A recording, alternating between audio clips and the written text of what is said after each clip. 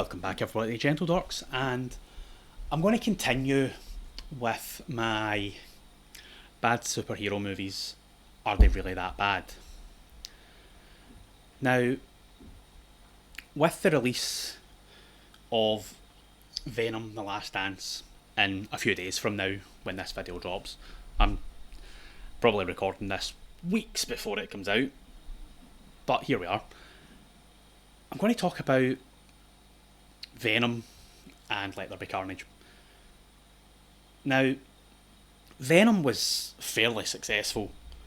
There was no ups and downs about it. People were like, oh, really good, they enjoyed it. And then they didn't enjoy Let There Be Carnage.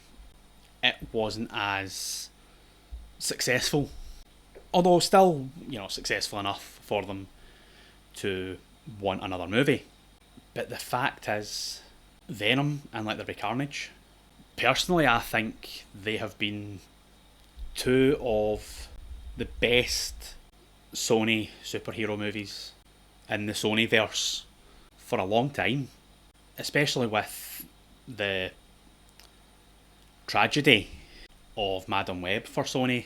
It really, really hindered them, and it's not given people much hope for this Venom and also Kraven the Hunter.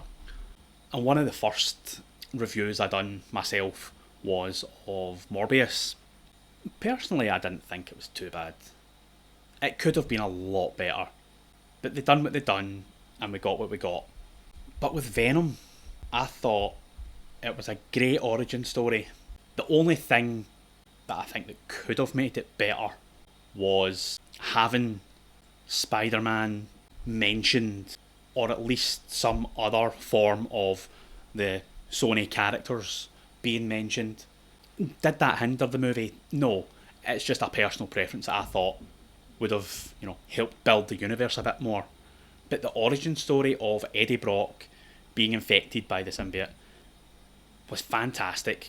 It didn't have any of your other superhero tropes where they have to be topless with sweat dripping off their muscles. It was just Tom Hardy's Eddie Brock bucketing sweat and running around not having a clue what the hell is happening to him. There was no unnecessary things in the movie. It was him coming to grips with what the hell is happening, and I think getting Tom Hardy in was fantastic casting. He was great as Eddie Brock and Venom, obviously, because he's both. And I don't think anyone else could have done it better than what he done it. The movie itself, the story is fantastic. There's not anything they could have done to change things. That was their story. Am I saying it's a 5-star movie? No, definitely not. I'd give it a 3-star, and I know it's very middling, but for what they'd done, for what they gave us, it was a step up. I can't fault what they'd done. They could have done more to make it a bit better.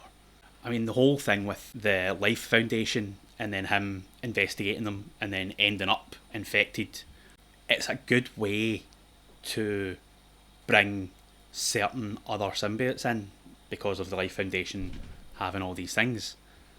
And that, I think, was the start of a great franchise. They could have done so much better. We got what we got, and I'm glad we got that, because then it took us to Let There Be Carnage. Now, I think, personally, Let There Be Carnage was better because we've got Eddie, who is established, and he's still trying to get to terms with Venom, but he's a more rounded character.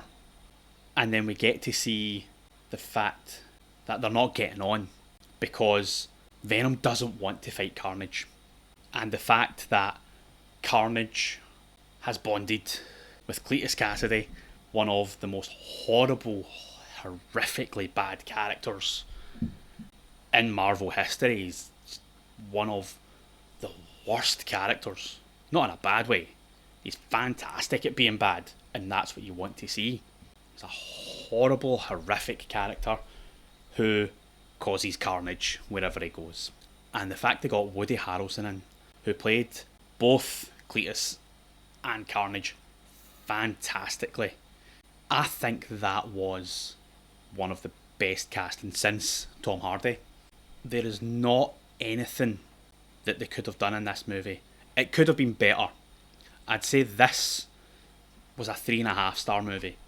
They could have had more action sequences with Venom and Carnage to help show that Venom isn't the strongest character.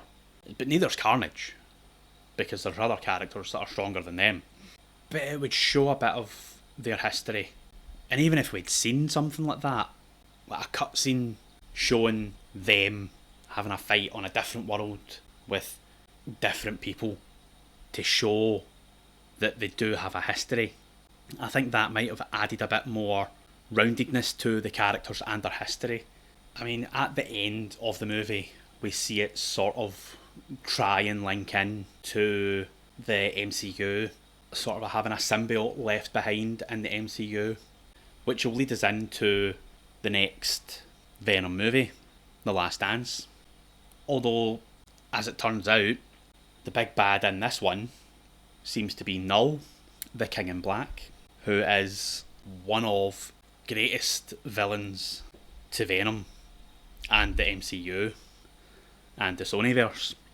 It's got me a bit weary, because are they going to do the character justice in these movies? Because apparently Null is also going to show up in some later MCU movies, and it worries me. But we'll get to that once that comes out. But the fact that these Venom movies brought us the Sony universe has been fairly good. I mean, there's been hits and misses. I'm waiting to see The Last Dance and Craven before I pass judgment on them. I mean, the trailers look amazing, except Rhino in the Craven trailer. That looks a bit... but I'm not going to pass judgment until I've seen them. Far too many people do that. They see a trailer and they're like, oh, this is going to be great, it looks amazing, and it is going to be the best movie ever, without seeing it. And then you get people saying that trailer was trash. It's going to be the worst movie ever. I don't like that person, they're terrible, it's going to be rubbish, I'm not going to see it.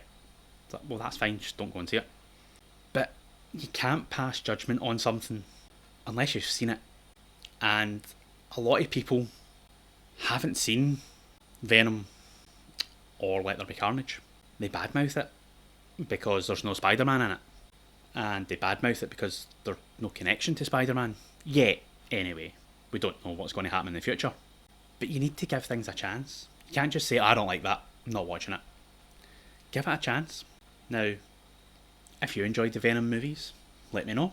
If you didn't enjoy them, let me know.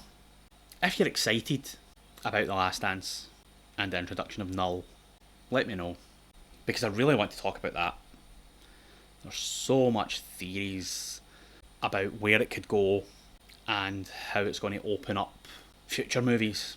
Could it link to the MCU because of the way Null works? And if it is going to link to the MCU, is it going to be the same person playing the character?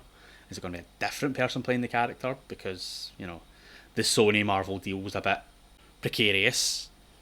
But on that note, I shall love yous and leave yous. And as always, see ya.